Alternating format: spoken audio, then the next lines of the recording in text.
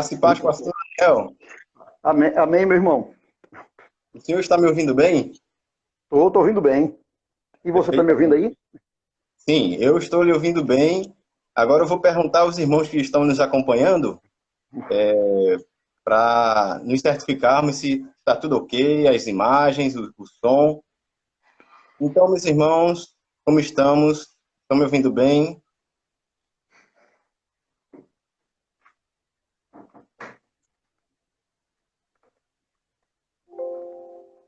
Irmãos? Ok. Vamos iniciar. Primeiramente, nós estamos fazendo live, pastor, já há algumas semanas, devido a essa questão da quarentena, né? E tem sido muito edificante nessa questão, porque estamos aprendendo juntos, estamos desenvolvendo conhecimento, continuando a desenvolver, né? Então, essa semana, o pastor Aloísio, nosso pastor da Igreja Presbiteriana de Socorro, teve a ideia de fazermos os 5 solas essa semana, e hoje estamos com o Solus Cristo, com o reverendo pastor Daniel. E, para quem não conhece, pastor Daniel, acredito que todos já conhecem, mas talvez alguém não conheça. Ele é pastor da Presbiteriana de Jaboatão e também é professor do seminário da Presbiteriana do Norte, né? Sim. E está aqui, né, para nos apresentar, para nos trazer a exposição sobre a questão do Solus Cristo, né, que é um dos solas que foi, na realidade, aquelas confissões, né, que nasceram mediante a necessidade apologética, né, de defesa do evangelho perante as heresias, né. Então, eu quero deixar a palavra com o pastor Daniel, mas antes, só falar para os irmãos que podem fazer pergunta, porém essas perguntas vão ser respondidas no final, certo? Pode fazer as perguntas, mas as perguntas vão ser respondidas no final. Estarei anotando todas elas. Existe um limite, é claro, né, para a gente não se estender tanto. Outra informação importante é que a live ela vai durar inicialmente 1 hora, por questão de restrição do Instagram, e se for necessário, a gente abre novamente a live para continuarmos. Então, eu quero passar a palavra para o reverendo, e assim ele vai trazer a exposição. Ok, Edivandro. Satisfação estar com vocês. Bem, Obrigado pelo convite. Saudação em Cristo para você, para o pastor Luísio e para todos os membros da IP Socorro e quem mais estiver nos assistindo nesse momento. Tá, então, para minha alegria, tá aqui podendo expor esse assunto. A questão dos solas da reforma é um dos assuntos que mais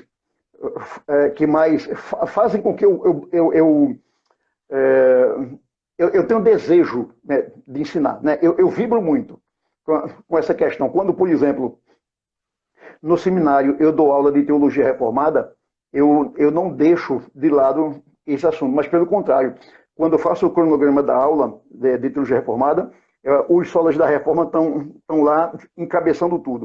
O solo da reforma, os 5 pontos do calvinismo, entre outros assuntos. Então, esse aqui não pode faltar a uma boa teologia reformada. Tá? Então, o nosso assunto é Solus Christus, e eu quero começar citando o texto de João, capítulo 14, versículo 6, que diz: respondeu-lhe Jesus, eu sou o caminho e a verdade e a vida, ninguém vem ao Pai senão por mim. Esse é o nosso texto base para a defesa do Solus Christus. O que significa Solus Christus? Eu penso que os meus colegas que me antecederam, falando antes de ontem e ontem, devem ter dado alguma explicação do que essa palavra sola significa. Né? A palavra sola vem do latim, significa apenas, somente. Então, por exemplo, sola scriptura, somente a escritura, sola gratia, somente a graça, sola fide, somente a fé, só lhe deu glória, somente a Deus, glória somente a Deus. E então, solos Christus significa que somente através de Cristo nós podemos herdar a salvação e obter de Deus o perdão dos pecados. E eu quero começar dizendo que a igreja da Idade Média falava acerca de Cristo e falava de sua obra. Mas o problema é que a igreja daquela época acrescentou muitas realizações humanas ao trabalho de Cristo, de tal forma que não era possível mais dizer que a salvação era inteiramente através de Cristo apenas e sua redenção. Cristo, para a igreja da Idade Média, foi apenas uma parte da salvação, mas não a única, né? Então, na Idade Média e ainda hoje na Igreja Católica Romana, eles falam da redenção de Cristo, eles falam da obra de Cristo, eles falam da redenção de Cristo, mas a teologia da Igreja Católica Romana da Idade Média e de hoje é uma teologia onde não há lugar apenas para Cristo, não há lugar para que recebamos as bênçãos de Deus somente através de Cristo. O ensinamento antigo da Igreja Católica, bem como o ensinamento da Igreja Católica de hoje, é que há os méritos dos santos. O ensino católico romano é que os santos receberam méritos aos montões e que, por conta disso, os santos podem dispensar, podem aplicar os seus méritos aos crentes. Então, no ensino católico romano, o fiel católico ele é incentivado não apenas a buscar as graças de Deus através de Cristo, mas ele é incentivado a buscar as graças de Deus também através dos santos, porque os santos têm méritos em abundância para distribuir com aqueles que confiarem na sua mediação, que confiarem na sua intercessão, né? E então, quando a gente se volta para a Reforma começa a analisar toda essa questão da Igreja Católica Romana, de colocar um bocado de gente ao lado de Cristo, não no lugar de Cristo, mas ao lado de Cristo. A Igreja Católica Romana não rejeita Cristo, mas ela coloca um bocado de gente ao lado de Cristo, ela coloca um bocado de santo ao lado de Cristo, dizendo que nós precisamos depender também dos méritos desses santos. E então a Reforma veio com o moto Solus Christus. Esse moto surgiu na Reforma exatamente para repudiar o erro da Igreja Católica Romana de colocar gente ao lado de Cristo, de colocar os santos ao lado de Cristo. Esse moto Solus Christus afirma que a salvação foi conseguida de uma vez por todas somente pela obra mediadora de Jesus Cristo. Esse tem sido o ensino da Reforma até os nossos dias, porque esse é o ensinamento da Bíblia Sagrada. Então, segundo a Reforma, a vida imaculada de Cristo e sua redenção substitutiva sozinhas são suficientes para nossa justificação. E qualquer evangelho que não reconhece isto ou nega isto é um falso evangelho que não salvará ninguém, né? Então veja que a teologia da Reforma olha para a obra de Cristo, aquilo que ele fez na cruz de Calvário, e diz, olha, aquilo que Jesus fez é absolutamente suficiente. Nós não precisamos da obra de Cristo e de outra coisa ao lado da obra de Cristo. O que Jesus fez foi suficiente e eficaz para a salvação de todo aquele que nele crê. Então o ensino da Reforma é que se alguém vai além desse ensino, está pregando um falso evangelho. E um texto que citamos muito para combater esse falso evangelho é Gálatas capítulo 1, versos 8 e 9, que diz: mas ainda que nós, ou mesmo um anjo vindo do céu, vos pregue evangelho que vá além do que vos temos pregado, seja anátema. Assim como já dissemos, e agora repito, se alguém vos prega evangelho que vá além daquele que recebestes, seja anátema. Ou seja, qualquer evangelho que vá além do evangelho que ensina que a redenção é unicamente através de Cristo, esse evangelho é falso. Qual é a definição que a Bíblia dá de evangelho? Por exemplo, 1 Coríntios capítulo 15, verso 3, claramente diz que o evangelho significa que Jesus foi crucificado, foi sepultado e ressuscitou dos mortos ao terceiro dia. Então, o evangelho se resume nessa verdade. Jesus morreu, ele foi, como evidência de sua morte, ele foi sepultado, e então no terceiro dia ele ressuscitou. Se alguém prega o evangelho que não enfatiza isso, ou que coloca algumas coisas ao lado disso, é um falso evangelho. Paulo diz, é um evangelho anátema. Veja a autoridade de Paulo em afirmar o seguinte, mesmo que venha um anjo do céu, se vem um anjo do céu que prega um evangelho que vai além daquele que os apóstolos ensinaram, é anátema. Ora, se um anjo faz isso, o evangelho pregado por ele é anátema, imagine se vem um pregador, se vem um apóstolo, se vem um profeta, se vem quem quer que seja pregando o evangelho que vá além daquele que está na Bíblia, é anátema. Então, se vem um evangelho e diz assim, Jesus morreu na cruz, ele é importante para a nossa salvação, mas os santos também, com seus méritos, são importantes para nós. Quem diz isso está anunciando um evangelho anátema. Então, a reforma anuncia que a redenção só pode ser obtida através da obra de Cristo, realizada na cruz, e através de nada mais. Então, por que a Igreja Católica Romana estava ensinando esse falso evangelho de colocar os méritos dos santos ao lado dos méritos de Cristo? Então, a igreja estava ensinando um falso evangelho, e por conta disso que os reformadores declararam que a Igreja Católica Romana é uma igreja falsa, é uma igreja apóstata, porque ela menospreza a obra de Cristo, ela torna ineficaz, ineficiente e insuficiente a obra de Cristo, colocando méritos de homens pecadores ao lado da obra de Cristo. O texto de João, capítulo 14, versículo 6, que a gente leu no começo, declara a exclusividade de Jesus para conduzir os homens a Deus. Eu sou o caminho, a verdade e a vida. O que é interessante é que quando a gente estuda a história das religiões, ou a gente estuda as religiões de uma forma geral, a gente percebe que nenhum líder de religião tem o poder de levar o homem a Deus. Na verdade, nenhum líder de religião fez a declaração que Jesus fez. Nenhum disse, você quer ir a Deus? Venha a mim que eu conduzo você a Deus. Nenhum disse isso. Nenhum disse, você quer ir a Deus? Você quer chegar a Deus? Nenhum disse isso. Jesus, então, é enfático em afirmar que somente através dele o pecador consegue ir a Deus. Então, Jesus anuncia aqui a sua exclusividade. Você quer ir a Deus? Ele diz, venha através de mim. Você quer chegar a Deus? Venha através de mim. Você quer conhecer a Deus? Somente através de mim. Então, o que é isso? Jesus se coloca como exclusivo, como aquele único que pode conduzir o pecador até a presença de Deus. O católico romano, se você citar essa passagem para ele de João 14, 6, o católico romano, ele, ouvindo essa passagem, ele pode até se julgar um cristão. E pode até dizer que acredita nessa passagem que Jesus é o único caminho para o céu. Mas, na prática, o católico romano busca a ajuda dos santos e a ajuda de Maria, para que Maria e os santos intercedam por ele, para que ele possa chegar a Deus. Veja que o católico romano não se satisfaz com Jesus.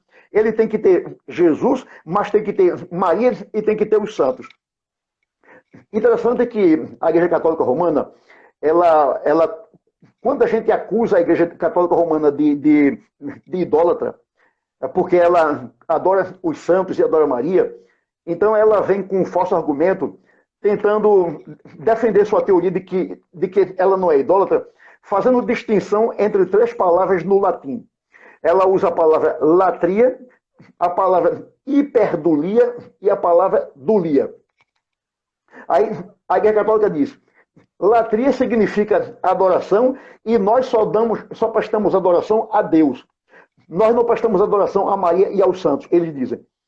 Hiperdulia significa um serviço elevado que nós prestamos a Maria, porque ela é a rainha dos céus, ela está acima dos demais santos e até dos anjos. Dulia é um serviço menor que nós oferecemos aos demais santos, que estão abaixo de Maria. Então, eles querem usar essas três palavras para dizer, nós servimos a Maria e aos santos, mas nós adoramos somente a Deus. Essa distinção que eles fazem não convence ninguém, a não ser eles mesmos. Porque, na prática, a Igreja Católica Romana presta culto a Maria e presta culto também aos demais santos. Daí, o católico romano se curva diante de uma imagem, de um ídolo, faz louvação àquela imagem, ora aquela imagem, confia naquela imagem, faz promessa àquela imagem. Então, o católico romano trata aquela imagem como um Deus. Então, na prática, a Igreja Católica Romana não presta adoração somente a Deus, mas ela presta adoração a Maria e aos santos. E Deus não recebe uma adoração dividida. No Antigo Testamento tem uma passagem onde Deus diz: eu não dou minha glória a outrem. Deus não divide sua glória com ídolo. Deus não divide sua glória com o santo. Então, ou o homem se satisfaz em adorar somente a Deus, ou então ele adora aos santos e Deus fica de lado, porque Deus não aceita essa adoração dividida. Então, o católico romano, na prática, adora a Maria e adora também aos demais santos. E então, a Igreja Católica Romana se aproxima de Maria e dos santos como mediadores, como intercessores, para que eles apresentem o católico a Deus. Sem noção do que diz a palavra de Deus, o católico romano não acha que está fazendo nada errado quando pede que os santos os ajudem, quando pede que os santos os auxiliem na chegada até Deus. Eles acham que não estão fazendo nada errado, mas estão completamente enganados nesse pensamento. O católico tem que entender, quando Jesus diz, eu sou o caminho, ele deixou bem claro que somente pela fé nele chegaremos ao Pai e ponto final. Eu penso que nesse ponto aqui a gramática nos ajuda muito. Se Jesus tivesse dito, eu sou um caminho, então poderíamos ter outras opções. Poderíamos buscar Maria e os demais santos para nos ajudar. Mas Jesus não disse que era um caminho entre vários outros caminhos. Jesus usou o artigo definido, eu sou o caminho. E ele, além de dizer isso, eu sou o caminho, ele foi enfático em dizer, ninguém vem ao Pai senão por mim. Não há outro caminho para conduzir o homem ao Pai. Não há outro caminho para conduzir o homem a Deus. Jesus diz, se alguém quiser ir a Deus por outro caminho, vai bater na porta errada, vai cair no abismo, porque o único caminho, o único meio, a única via que pode conduzir o homem até o céu, até Deus, sou eu, Jesus diz. Né? Então, não há outras opções. Jesus é a única opção para que o homem vá até Deus. Há um pensamento popular que diz assim, todo caminho dá na venda, ou todo caminho leva a Roma. Uma certa escritora, uma filósofa, ela escreveu um artigo, e então, no artigo, ela desenhou uma montanha, e no topo da montanha, ela colocou alguém como se fosse Deus. E então, naquela montanha, ela colocou vários caminhos. E ela disse, Deus está no topo da montanha e há vários caminhos para ele. E esses vários caminhos são as várias religiões. Aí ela dizia, não importa se você vai pelo caminho do cristianismo, ou pelo caminho do protestantismo, do catolicismo, pelo caminho do budismo, do hinduísmo, do muçulmanismo, do shintoísmo, do mormonismo, do espiritismo, não importa. Tudo isso é caminho que leva para o mesmo Deus. Né? Então, a ideia é essa. Todo caminho dá em Roma, todo caminho leva à venda. Bom, pode até ser verdade que todo caminho leve a Roma, pode até ser verdade que todo caminho leve à venda, pode até ser verdade que todo caminho leve ao topo da montanha, mas não é todo caminho que leva ao céu. Não é todo caminho que leva a Deus. A Bíblia é clara em dizer, só existe um caminho para o céu, que é Jesus Cristo. Então, a gente pode pensar assim, há vários caminhos que levam à praia, que levam ao centro da cidade, que levam ao shopping, que levam ao estádio de futebol, que levam à igreja. Tudo isso pode ser verdade.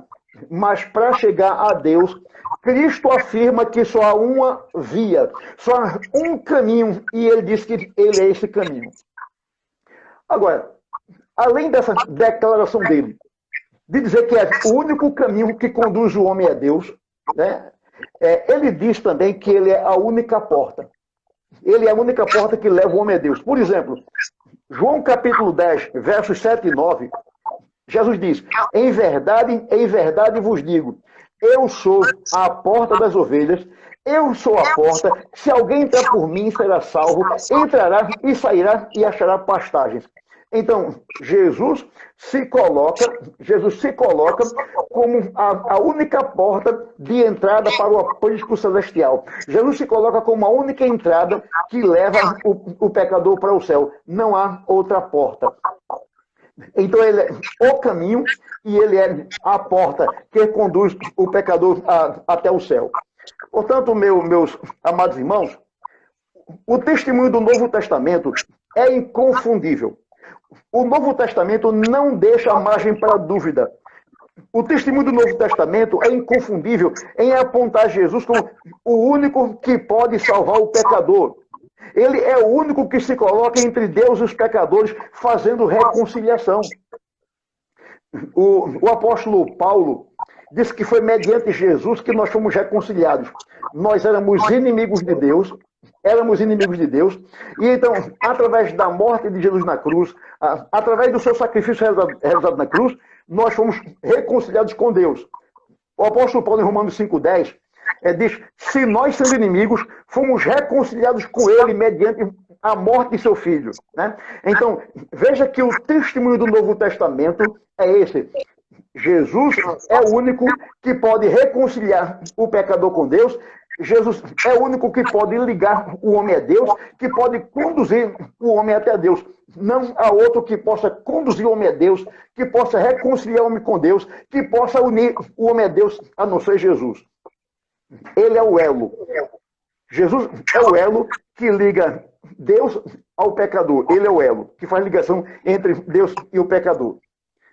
Em Atos capítulo 4, verso 12, o apóstolo Pedro diz: e não há salvação em nenhum outro, porque debaixo do céu não existe nenhum outro nome dado entre os homens pelo qual importa que sejamos salvos.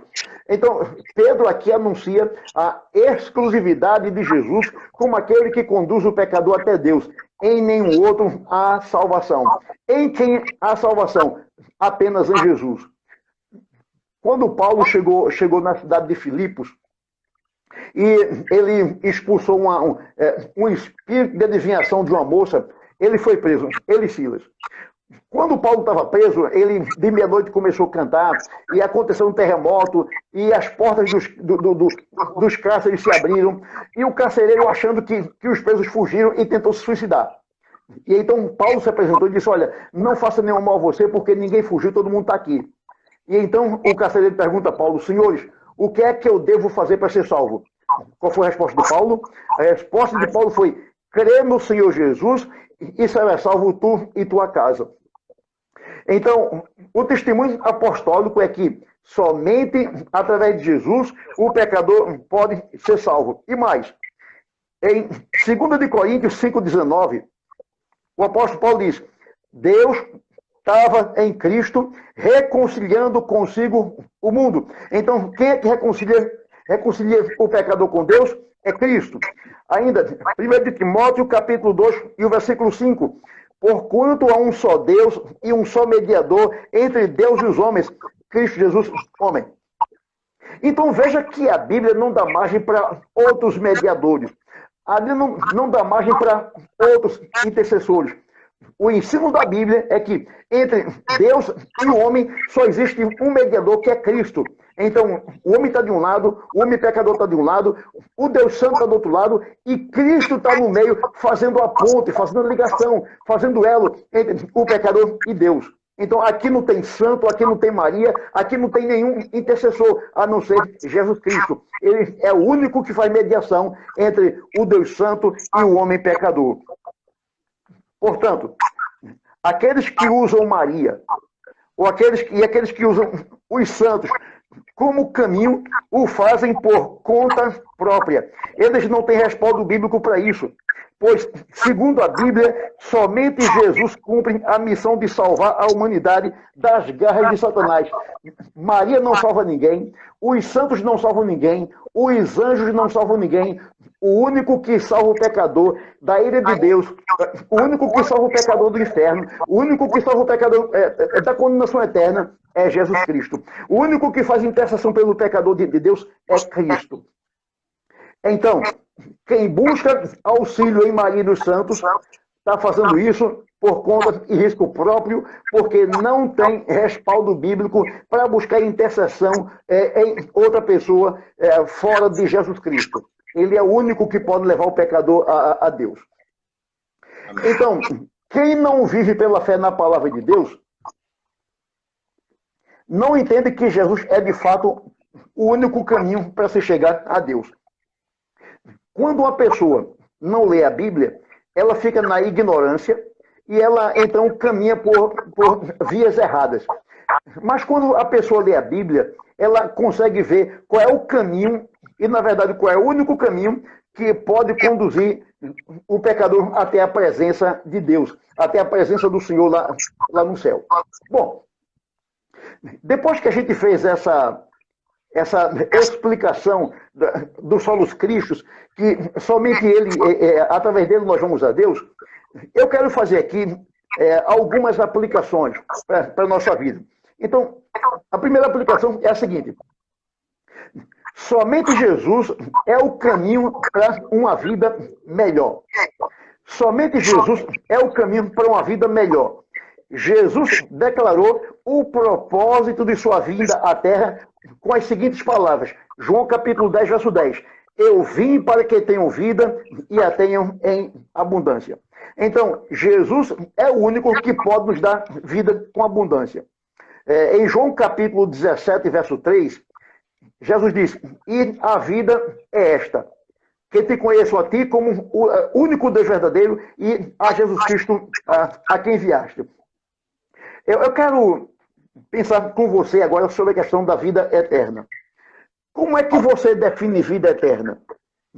Se alguém chegar para você e perguntar: irmão, o que é vida eterna para você? O que você responde? Você responde que vida eterna, você responde sobre vida eterna, mais no sentido quantitativo ou mais no sentido qualitativo? Assim, tem muita gente que só fala de vida eterna no sentido quantitativo. Ah, vida eterna significa que a gente vai viver para sempre. Bom, se vida eterna significa apenas viver para sempre, quem está no inferno também tem vida eterna, porque quem está no inferno também vai ficar lá para sempre. Então, nós não podemos nos limitar a definir vida eterna em termos quantitativos, mas, sobretudo, em termos qualitativos. Vida eterna é conhecer a Deus e a Jesus Cristo. Vida eterna é ter comunhão com Deus. Então, vida eterna é viver para sempre em comunhão com Deus e com Jesus Cristo. Vida eterna é viver para sempre em união, em intimidade com Deus Pai e com Jesus Cristo. Então, vida eterna não é só viver para sempre, mas é viver para sempre em comunhão com Deus, com Cristo, em comunhão com a Santíssima Trindade. Vida eterna. Essa vida eterna é a vida em abundância que Jesus veio trazer para nós. Ele diz: eu vim para que tenham vida e eu tenho em abundância. Essa vida em abundância é a vida eterna que ele dá a todo aquele que o segue, que ele dá a todo aquele que crê nele, que ele dá a todo aquele que é seu servo, que lhe obedece. Jesus providencia esta vida melhor, oferecendo a solução para os problemas que tornam a vida difícil. Quais são os problemas que tornam nossa vida difícil? Culpa, insatisfação e medo. Essas coisas tornam a nossa vida difícil. Então, Cristo vem e traz solução para a nossa culpa, para a nossa insatisfação e para o nosso medo. Ele não promete riqueza ou luxo. Quem promete riqueza ou luxo é esse pessoal, esses falsos profetas que estão no rádio e na televisão, prometendo riqueza, prometendo carro do ano, prometendo dinheiro, prometendo conta gorda no banco, prometendo viagem para a Europa, para os Estados Unidos, prometendo que você vai vestir as roupas das melhores grifes, os sapatos das melhores marcas. A Bíblia não promete esse tipo de vida. A Bíblia não promete luxo e riqueza para nós aqui. Certamente que Ele pode nos dar luxo e riqueza. Ele tem dado alguns, mas Ele não promete dar isso para todo mundo. O que Ele promete é nos confortar com uma mensagem de um Pai amoroso no céu, que cuida dos seus filhos e que proverá das coisas que eles verdadeiramente necessitam. E Deus supre nossas necessidades solos Cristo. Ele supre nossas necessidades através de Cristo, através de Jesus. Então, em Cristo, Deus nos concedeu suas riquezas espirituais e celestiais. São essas as principais riquezas que Deus promete para nós. Em Mateus, capítulo 6, versos 31 ao 33, Jesus diz assim: portanto, não vos inquieteis dizendo que comeremos ou com que nos vestiremos, pois vosso Pai Celeste sabe que necessitais de todas elas. Buscai, pois, em primeiro lugar o seu reino e sua justiça, e todas estas coisas vos serão acrescentadas. Ou seja, a promessa de Deus em Cristo é que o Senhor promete nos dar aquilo que é necessário para a nossa subsistência: o alimento, a comida, a bebida e a vestimenta. Então, Jesus disse que nós não precisamos ficar ansiosos, preocupados com essas coisas. O que temos que fazer é buscar primeiro o reino de Deus, e então Deus suprirá todas essas nossas necessidades. Ele promete suprir nossas necessidades. Ele não nos promete fazer ricos e andar no luxo. Repito, quem promete isso são os falsos profetas que estão aí no rádio e na televisão. As pessoas mais felizes no mundo são aquelas que mais completamente se dedicam a seguir Jesus como o caminho, pois não existe verdadeira felicidade longe de Jesus. Então, quer ser feliz? Só nos Cristos. Somente através de Cristo nós obtemos a verdadeira felicidade. Uma segunda aplicação é a seguinte: somente Jesus é o caminho para o perdão dos pecados. Somente Jesus é o caminho para o perdão dos pecados. A Igreja Católica Romana, por exemplo, ela tem a prática da chamada confissão auricular. O que é a confissão auricular? Confissão auricular significa confissão ao pé do ouvido. Quando o fiel católico vai lá na igreja, no confessionário, e lá, então, ele se ajoelha, e então ele fala dentro do ouvido do padre, confessando o seu pecado, buscando nele o perdão. O católico romano não entende que um padre, que homem nenhum, que pecador nenhum, tem capacidade de conferir perdão de pecados a ninguém. O único que pode conferir perdão dos pecados ao pecador é Deus, através de Jesus Cristo. Todos nós somos culpados de pecado. E somos incapazes por nós mesmos de remover a mancha do pecado. Porque o pecado é uma violação da lei de Deus, e somente Deus pode nos perdoar. Ele providenciou nosso perdão através de Jesus Cristo. Então, você pode imaginar a seguinte cena: eu falo mal de você, eu calunio você, eu digo um bocado de mentiras a seu respeito.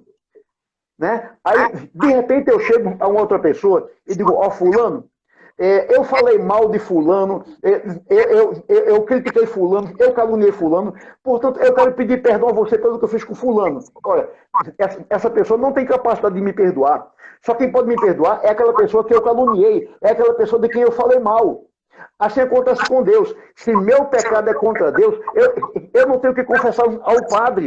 Eu tenho que confessar meu pecado a Deus. Quando a Bíblia diz: confessai vossas culpas uns aos outros, a ideia aí não é o meu pecado cometido contra Deus, confessar ao irmão para que eu seja perdoado. Mas a ideia é confessar a minha falta contra aquele irmão. A falta que eu cometi contra ele, pedindo perdão para que ele me perdoe. Mas a falta que eu cometi contra Deus, eu tenho que confessar a Deus e buscar nele o perdão dos meus pecados. E o perdão dos pecados, Deus nos confere só nos Cristos, através de Jesus. Em Efésios capítulo 1, versículo 7, Paulo diz: no qual quem? Em Jesus, no qual temos a redenção pelo seu sangue, a remissão dos pecados, segundo a riqueza de sua graça. Então, Paulo diz que nós temos a redenção em Cristo. O que é redenção? Redenção significa libertação mediante pagamento. Você pensa no sequestro? O sequestrador, né, o bandido, sequestra o empresário e ele pede alguma quantia em dinheiro para que seja paga ao bandido, para que então ele liberte a pessoa que foi sequestrada. Então, redenção é um pagamento feito para que o sequestrador liberte a pessoa sequestrada. Então, trazendo isso para a vida espiritual, a redenção significa que nós somos libertados da condenação dos nossos pecados mediante pagamento. Pagamento feito por quem? Feito por Jesus na cruz, quando derramou seu sangue para perdoar nossos pecados. Pedro disse que nós fomos comprados não com prata, não com ouro e não com coisas corruptíveis, mas com o sangue de Jesus, sangue de cordeiro imaculado, incontaminado. Através de Jesus, nós temos a redenção dos nossos pecados, segundo a riqueza da sua graça. Então, solos Cristos, ou seja, somente através de Cristo, nós obtemos o perdão dos nossos pecados. Pedro, na sua primeira carta, capítulo 2, 24, disse, carregando ele mesmo, ele quem? Cristo, carregando ele mesmo em seu corpo sobre o madeiro os nossos pecados. Jesus é aquele que carrega os nossos pecados. Então, solos Cristos, só através de Cristo nós obtemos o perdão dos nossos pecados. A última aplicação que nós temos aqui é que somente Jesus é o caminho para Deus. É o que nós estamos enfatizando o tempo todo. Somente Jesus é o caminho para Deus. As pessoas perdidas necessitam mais do que perdão dos pecados. Elas precisam de recuperação daquela íntima comunhão com Deus que perderam por conta do pecado. O pecado separou o homem de Deus. Isaías diz que o pecado faz uma barreira entre o homem e Deus. Então, Deus fica de um lado, o homem do outro lado, e uma barreira no meio. Então, o homem está sem comunhão com Deus. Somente Jesus é capaz de vir e derrubar essa barreira e de novo ligar o homem a Deus. Então, enviando Jesus ao mundo, Deus estava em Cristo, reconciliando consigo mesmo o mundo. Quem reconcilia o mundo com Deus é Cristo. Daí então, nós anunciarmos solos Cristos. Jesus disse, eu sou o caminho e a verdade e a vida, ninguém vem ao Pai senão por mim. Portanto, minhas últimas palavras são as seguintes, qualquer pessoa que queira ir a Deus por outro caminho, ou através de outras pessoas como os santos ou Maria, além de Jesus, estão zombando de Deus, pois Deus, em sua sabedoria, designou Jesus, somente Jesus, como o caminho para ele. Então, meu irmão, essa é a mensagem que você tem que anunciar aos pecadores. Somente através de Jesus, o pecador pode ir a Deus. Ninguém vai a Deus através de Maria ou dos santos, mas somente através de Jesus. Então, solos Cristos. Solos Cristos. Amém. Amém, pastor. Durante a sua exposição, eu já registrei aqui algumas perguntas. E aí eu vou iniciar, certo? Essas perguntas foram 7 perguntas, certo? Lauzemar perguntou, uma vez um católico me disse, os santos são como placas que apontam o caminho, ensinam pelo testemunho a viver o caminho que é Jesus. Como responder a isto? Eu não entendi a pergunta, desculpe. Eu não entendi a pergunta. Ele disse assim, que um católico uma vez disse a ele, os santos são como placas que apontam o caminho, ensinam pelo testemunho a viver o caminho que é Jesus. Como responder a isto? Como responder a isso? É que isso é idolatria. Porque os santos mortos não indicam o caminho de Cristo. Quem indica o caminho de Cristo são os santos vivos. Quem é santo? Santo é todo aquele que confessa Jesus Cristo. Então, o santo que já morreu, que está no céu, ele não aponta o caminho de Cristo para ninguém. Quem aponta o caminho de Cristo são aqueles que estão vivos. Então, recorrer a santos mortos é recorrer à idolatria. Certo.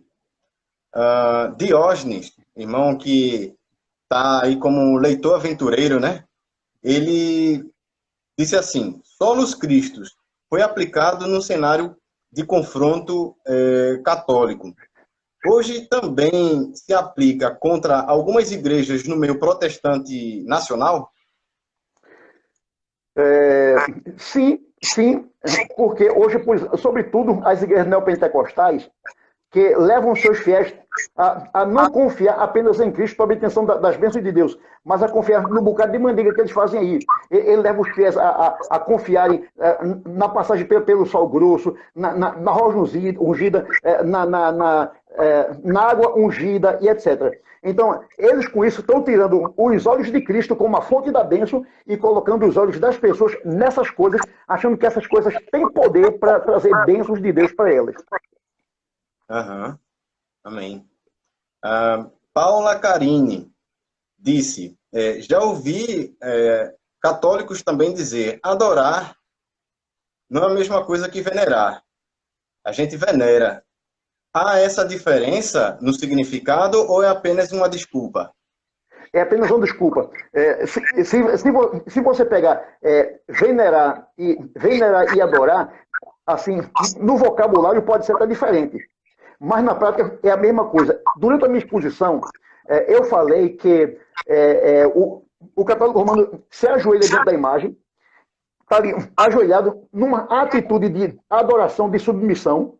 Ali ele louva aquela imagem, ele ora aquela imagem, ele confia naquela imagem. Se isso não é adoração, eu não sei o que é mais. Então, na teoria, venerar e adorar são coisas diferentes, mas na prática é a mesma coisa. Antes que você passe para a segunda pergunta, outro dia eu discuti com uma menina da Igreja Católica e ela disse assim, que não adora imagem, que não adora a imagem dos santos. O católico tem uma imagem, no mesmo sentido que a gente tem na nossa carteira a foto de alguém que a gente ama e que já morreu. A foto da nossa mãe, nosso pai, irmão, filho. Então, ela me perguntou, você não tem uma foto de uma pessoa que você ama e que já morreu? Eu disse, tenho sim. Eu disse, pronto, então a imagem serve como essa foto. E eu disse, não é não. Não é. Porque, veja bem, que pessoa você conhece?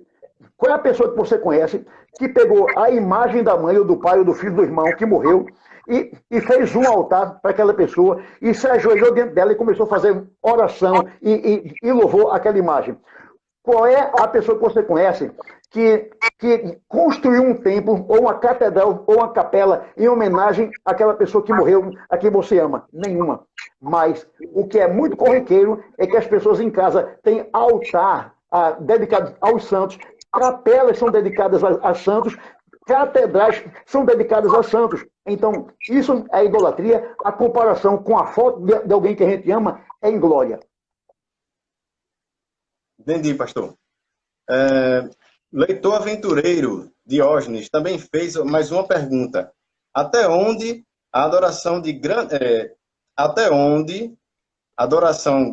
grandes homens da história da igreja é saudável e não constitui uma veneração pecaminosa como o romanismo? Bom, se alguém está adorando os grandes homens da história, está cometendo idolatria. Então, por exemplo, a gente tem muita reverência, tem muito respeito por Calvino, por Lutero, pelos reformadores. Então, ter respeito e ter reverência pela gigantesca espiritualidade deles, pelo que eles nos abençoaram com suas pregações escritas, é uma coisa. Se alguém adora Calvino, se alguém adora Lutero, aí é idolatria. Então, até onde está errado, é totalmente errado adorar qualquer homem. Somente Deus deve ser adorado, homem nenhum. A gente pode até respeitar e admirar, e a gente deve, de fato, admirar os homens de Deus, mas adorar nunca. Entendi. No caso, estaríamos cometendo o mesmo erro que a Igreja Católica. Exatamente. Hildilene fez uma pergunta. O pragmatismo adotado em muitas igrejas protestantes é uma maneira de anular a suficiência de Cristo? Sem dúvida. Porque o pragmatismo não está interessado na verdade. O pragmatismo está interessado no resultado. É assim que o pragmatismo pensa. Está dando resultado? Está trazendo gente para a igreja? Veja que enquanto um cristão reformado pergunta assim, essa atitude que eu quero fazer na igreja é bíblica? Eu encontro base bíblica para fazer isso? Tem respaldo bíblico para isso? O pragmatismo não está preocupado com a verdade. Ele está preocupado com o resultado. Está dando resultado? Está trazendo gente? Então, essa é uma forma de anular, sim, a suficiência de Cristo. Porque O que vale é a minha estratégia. O que vale não é a soberania de Cristo, mas o meu planejamento em fazer alguma coisa para atrair gente para a igreja. Entendi. Penúltima pergunta. Tem uma agora, que é de Juliana, e do marido dela, que é o Rafael, que perguntou por último aqui. Tem igrejas que só se direcionam, falam, adoram ao Espírito Santo. Isso pode ser considerado um problema? É um problema porque a gente não pode, não pode separar a Trindade. A gente não pode separar a Trindade. Assim, hoje eu vou fazer um culto ao Deus Pai. Amanhã o meu culto vai ser ao Deus Filho. Depois de amanhã o meu culto vai ser ao Deus Espírito Santo. O ensinamento da Bíblia e o ensinamento da Confissão de Fé de Westminster é que nós devemos adorar a Deus. Então, quando nós adoramos a Deus e cremos na Trindade, então dizemos o seguinte: eu adoro ao Deus Pai, Filho e Espírito Santo. Então, quando eu adoro a Deus hoje, eu estou adorando o Pai, o Filho e o Espírito. Quando eu adoro a Deus amanhã, eu adoro o Pai, o Filho e o Espírito. Então, o problema de adorar ao Espírito Santo é querer colocar uma hierarquia na Trindade. O Espírito Santo é a pessoa mais importante, mais doce, mais santa. Então, é essa pessoa que eu quero adorar. Então, é um problema a pessoa estar aí dividindo a Trindade. Entendi. E foi a pergunta do Rafael, né? Que é, eu colocar aqui, se toda pregação deve ter como centralidade final Jesus Cristo. E por qual finalidade? Exatamente. Toda pregação tem que ser cristocêntrica, tem que apontar para Jesus. Por quê? A pregação visa edificar a igreja e visa conduzir pecadores à salvação. A igreja não pode ser edificada a parte de Cristo e o pecador não pode ser salvo a parte de Cristo. Então, toda pregação tem que ter um caminho para Cristo. E aqui eu quero aproveitar o momento para citar uma ilustração que foi contada por Spurgeon, né? Então, Spurgeon disse que numa certa igreja, um jovem pregador fez uma mensagem maravilhosa, uma mensagem cheia de erudição. E lá no último banco da igreja tinha um pregador já aposentado, um pastor já velho, aposentado, ouvindo a pregação. Quando terminou o culto, aquele jovem pregador se dirigiu ao velho pastor e perguntou assim: e aí, ministro, o que é que o senhor achou da minha pregação? E ele disse: não gostei. Você não pregou, sua pregação não foi boa. Aí o rapaz perguntou assim: não foi boa? Eu não dividi bem o texto? Eu não tive uma boa oratória? Eu não fiz uma boa homilética? Aí ele fez. Em termos de discurso, o que você fez foi muito bom, mas sua pregação não prestou. Por que não prestou? Porque não tinha Cristo na sua pregação. Aí o jovem disse assim: mas pastor, no texto que eu li, não tinha nada com Cristo.